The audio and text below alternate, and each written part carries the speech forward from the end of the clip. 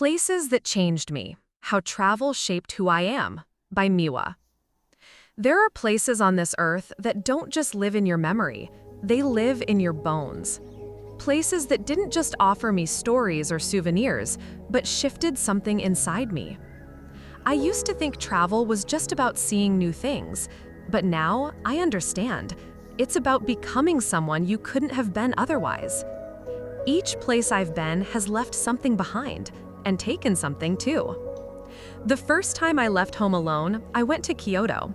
It wasn't far from where I grew up, but emotionally, it felt like another planet. I was 17, restless. I thought I was going to find myself, but all I found at first was silence.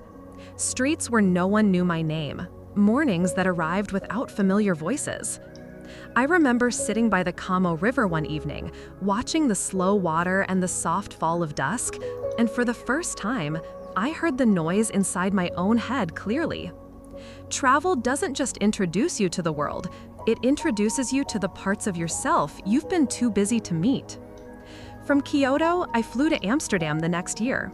I had always romanticized Europe, imagined cobblestones and cafes, and people who lived slower, more beautiful lives. And yes, I found all that. But I also found rain, gray days, long walks through cold, unfamiliar neighborhoods. I learned that loneliness doesn't disappear just because the scenery changes. But I also learned that I could survive it. That I could sit in a strange cafe, order something new, and feel okay. Not thrilled, not ecstatic, just okay. And sometimes that's enough. In Amsterdam, I learned resilience and how to eat breakfast alone. Then came Morocco. That was when I began to shed the layers, the controlled, polished version of myself I used to wear like armor. Marrakesh hit me like a whirlwind, colors, voices, movement, life without pause. But it was in the desert, far from the noise, that something changed. I remember the night clearly. I was lying in the sand, staring at a sky I didn't think could be real. The stars weren't above me, they were around me, endless. I'd never felt so small, but not in a scary way, in a beautiful, humbling way. I realized that being small didn't mean being insignificant. It meant being part of something greater. In Morocco, I let go of the need to control everything. I stopped planning my days by the hour. I learned to follow smells, conversations, music. I learned to be led by curiosity instead of structure.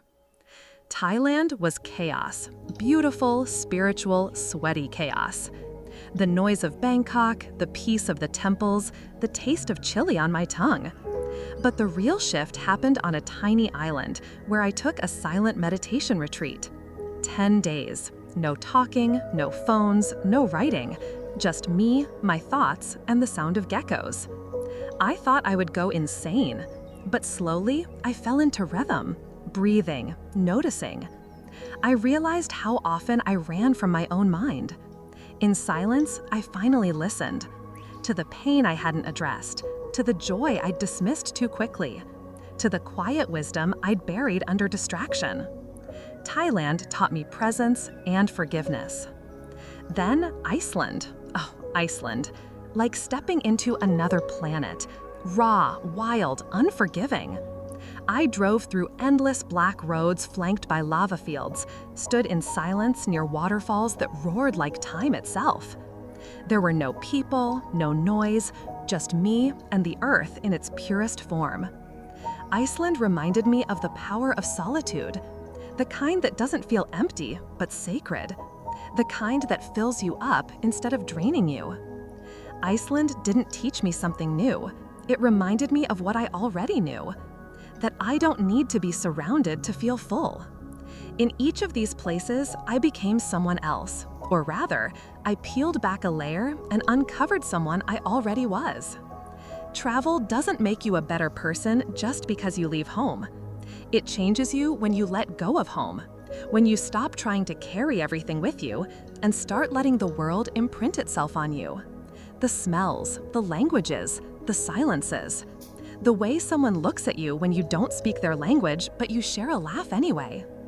There's a kind of freedom in not knowing where you are, in not being the person everyone expects you to be.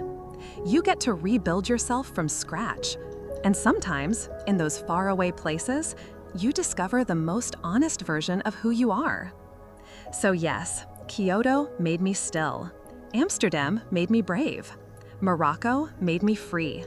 Thailand made me aware. Iceland made me quiet. And all of them, together, made me Miwa.